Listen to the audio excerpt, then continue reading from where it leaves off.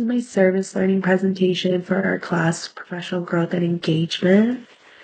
I did want to start my presentation off by letting you know that I was not able to take any pictures at my learning service. It's just something they stressed very heavily in the training, and then every day before I went to a nursing home, they really stressed that I was not allowed to take any pictures and just reminding me of that. So I just thought better safe than sorry. I did think about taking pictures of the outside of the nursing homes, but again, just because they stressed it so much, I just didn't want to overcross any boundaries or anything like that, because they did tell me several times. So I did not feel comfortable enough to take pictures, and I do apologize for that. But I hope that this presentation is still engaging you.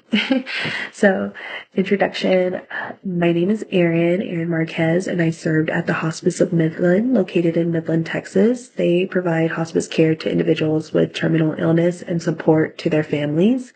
Their vision or mission statement is provide compassionate, quality care and comfort for those at the end of their life. That is their main goal at Hospice of Midland. However, they also do have volunteers go out to nursing homes and facilitate bingos for the residents. So that is the volunteer work I did. I let the volunteer coordinator know that I'm going to school for occupational therapy and that I would like something with occupation, and this is what they were able to give me, so I took it. I am from a small town and didn't have a lot of choices, so let's get into it. For concept 1, I chose occupational demands, and occupational demands at the sites consisted of needing bingo cards, markers, and prizes.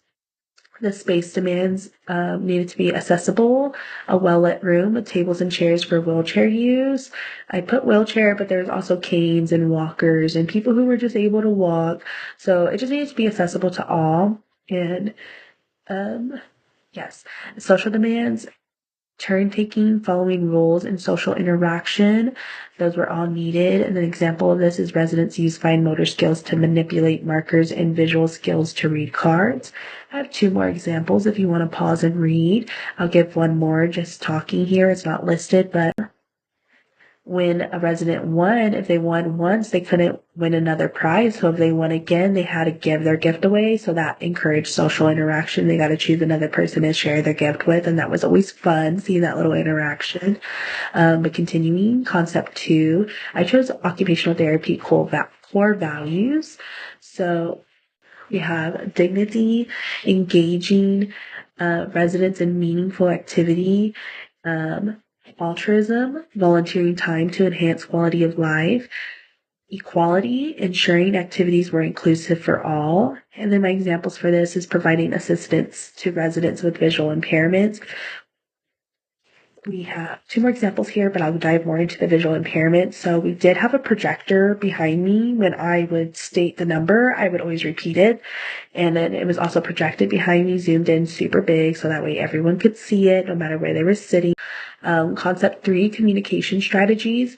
I had to have clear verbal instructions. I had those constant repeats to ensure hearing and slow speech when needed. For example, I would say B64, B64. So that's kind of how we were able to provide those clear instructions with constant repeats. And then positive body language and eye contact. Nonverbal communication is very important as well. You want them to feel happy to be there and glad that you're there.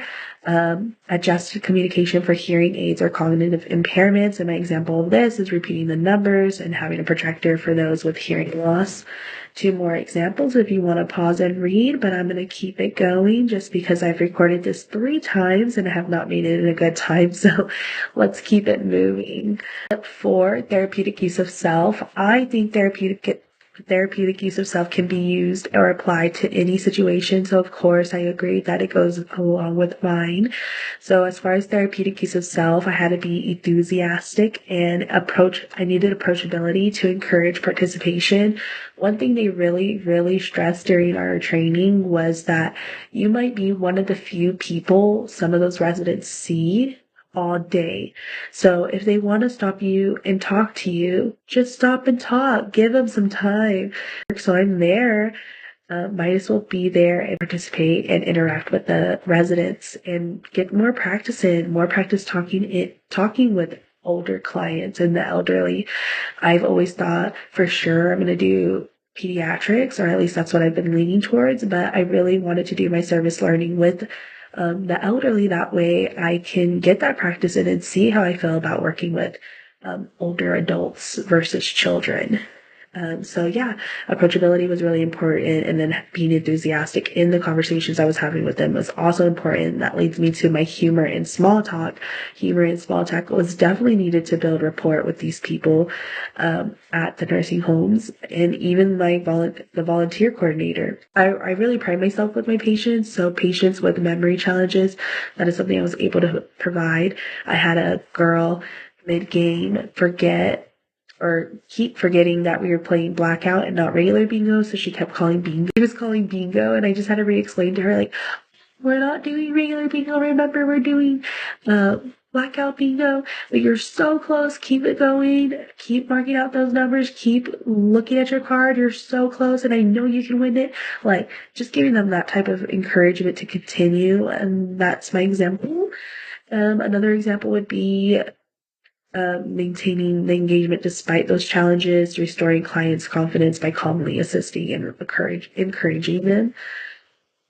Concept 5, potential programs that could be developed. This was inspired by the Hospice of Midland setup themselves. So with their typical use of volunteers, they have them go to the homes of those on hospice and help them provide any care they can, whether that just be talking, whether that be bringing an activity for them to do, anything like that. So using that, I just applied that to nursing homes. Why not have the volunteers go into the rooms of residents who do not get visitors often, if at all, and spend time talking, reminiscing, or engaging in simple activities that the resident would enjoy. So this provides the resident with a more personalized experience, more client-centered care, if you will. And it also promotes social and occupational justice by bringing that volunteer into the room. Say this person doesn't like social, like being in a group of people for bingo, say, but maybe they want that one-on-one time. So that really would provide them with social and occupational justice. The example, I'll go ahead and read my examples for this. I had an example of a volunteer visits Mrs. B for a 30-minute session. Mrs. B mentioned making lunch for herself and others, so the volunteer brings ingredients to make a sandwich together. This would provide a sense of purpose, autonomy, and meaningful occupation to Miss B. That's a made-up situation, but could still be provided. Again, at Hospice of Midland, if they have a veteran volunteer and they have a veteran person on hospice, they pair them up and send the veteran volunteer to the veteran person on hospice and have them talk, just because they've learned that most veterans like talking to other veterans about stuff because they feel that they can relate. So with that in mind, I thought of this example. Volunteer 1, who served in the Air Force, goes and talks with Mr. Mustard about his military service and shares relatable stories of his own. That's just helpful for them. Maybe they haven't had that opportunity to talk about something like that. At least maybe they haven't had it for years since their own military buddies were near them and in their lives. So this really provides them with that sense of relatability. As far as social justice, bingo is available to all residents at no cost. It promoted equal access to leisure and socialization, and it helped reduce isolation in nursing home settings. They could come and go as they please. They could stay for a round or play all the rounds, or don't play at all, just be sitting in there. So I do believe this provided social justice to the patients or the residents at the nursing home. Occupational justice was also achieved because it's the right to engage in meaningful leisure activities. It provided choice, enjoyment, and participation opportunities. Again, they can come and go as they please. It was their choice. And it also aligns with occupational therapy principles of occupational justice. So I do agree with that. My conclusion, how I feel about it, although my options were limited, I felt rewarded and fulfilled seeing residents' joy. I feel like I developed professionally in communication, patience, adaptability, and group facilitation skills. Also, working with the elderly, that's one way I developed professionally. I had already worked with children in the past, so this also gave me that professional development in that sense. And then I contributed to the mission by enhancing the quality of life of individuals through leisure activities like bingo. And then the site definitely meets occupational needs via social and leisure engagement. And then potential occupational therapy role, I thought adapting more client-centered activities for cognitive slash physical limitations. So maybe there's a group of people who can't use their right side that well. Maybe that group of people go and do a session of something with someone somewhere.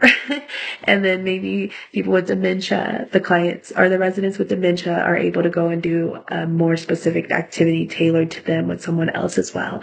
I just thought that's one way. Occupational therapy is all about client-centered, and if we did that, it would successfully achieve that.